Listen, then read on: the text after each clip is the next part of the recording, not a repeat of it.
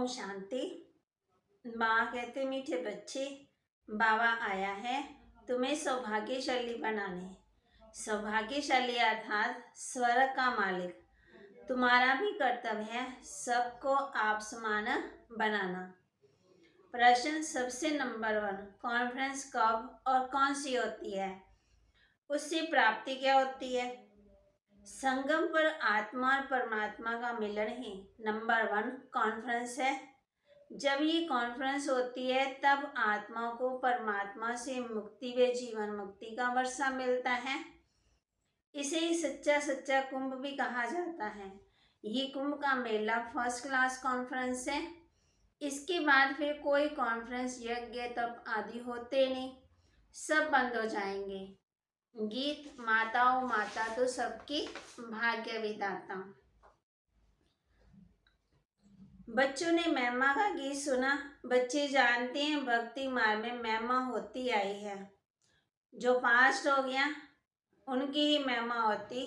जग अम्बा की महिमा गाते हैं। तू हो भाग्य विधाता। अब ये हुई भक्ति की महिमा। तुम भक्ति और महिमा कर नहीं सकते। तुम जानते हो सौभाग्य विधाता एक ही बाप है। भाग्य विधाता व सौभाग्य विधाता एक ही है, दूसरा ना कोई। इस समय ही तुम जानते हो वह सिर्फ भक्ति करते हैं, महिमा गाते हैं। अभी हम भक्त तो नहीं है ना, हम हो गए भगवान के बच्चे। बच्चे तो जानते हैं कि हमको तो 100% सौभाग्यशाली बनना है। सूर्यवंशी में प्रिंस प्रिंसेस बनना है। महाराजाओं का महाराजा बनना है। ये है तुम्हारी पढ़ाई के ऊपर। जो जितना पढ़ता है वह औरों को पढ़ाते, ऐसे ही सौभाग्यशाली बनाएंगे ना। तुम बच्चों का धंधा ही ये है। शिव बाबा है सिखलाने वाला। इस समय भारत का कोई धर्म है ही नहीं, देवता धर्म को जानते ही नहीं है। बाबा कहते बच्चे ये तुम्हारा कर्म भोग है।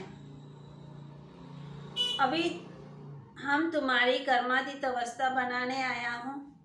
कर्म भोग तो भोगना ही है। अभी मैं तुमको ऐसा ऊंच कर्म सिखलाता हूँ। परमात्मा बैठ आत्मा के साथ मिलन करते, बातचीत तो होती नहीं है। वह तो सिर्फ ब्रह्मा को याद करती। आत्मा बिगड़ तो शरीर कुछ काम कर न सके।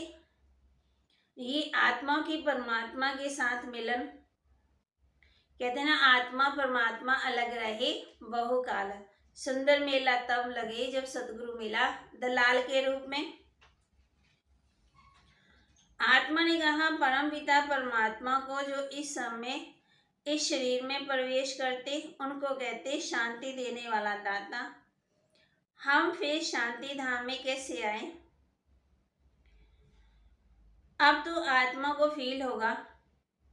शरीर को चोट लगने से आत्मा को दुख होता है ना। पुण्य आत्मा पाप आत्मा कहा जाता है। परंतु मनुष्यों को ज्ञान ही नहीं कि मैं आत्मा हूं। बाप ही आकर के नई दुनिया रचते, लायक बनाते। सबसे नंबर 1 मिलन ये है। इनको कुंभ का मेला भी कहा जाता। कुंभ संगम को कहा जाता। ये संगम का मेला फर्स्ट क्लास कॉन्फ्रेंस है, जबकि आत्मा और परमात्मा का मिलन होता है। आकर के मिलते हैं, सेकंड में जीवन मुक्ति मिलती है। कहते हैं मैं इनमें प्रवेश ना करूं तो अपना परिचय कैसे दूं, और त्रिकालदर्शी व सुदर्शन चक्रधारी कैसे बनाओ?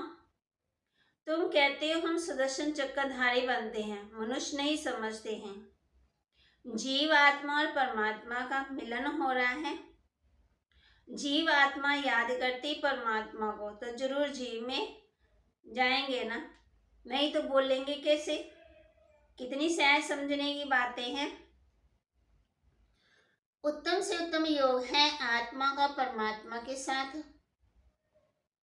सो भी परमात्मा खुद आकर के सिखलाते कि मामे कमा याद करो।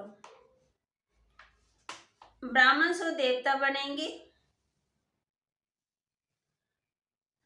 धारणा के लिए मुख्य सार, एक बाप से ही सच्चा योग रखना है, बाप से ही दिल की वार्तालाप करनी है, बाप के सामने अपनी बात रखनी है, किसी देदारी के सामने नहीं।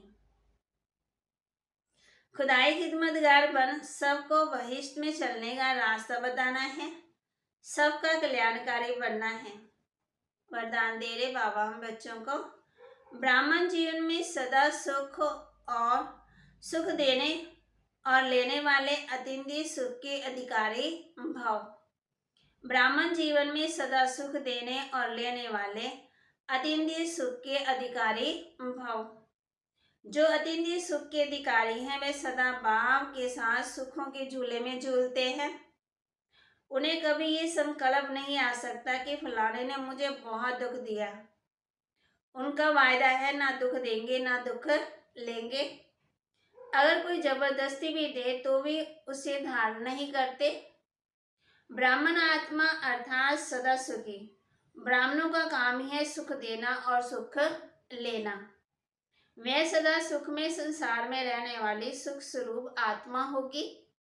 स्लोगन, नम्र बनो तो लोग नमन करते हुए सहयोग देंगे। कैसे सहयोग मिलेगा? नम्र बनो तो लोग भी क्या करेंगे? नमन करते हुए सहयोग देंगे। गीता माता ओ माता तो सबकी भाग्य विधाता। ओम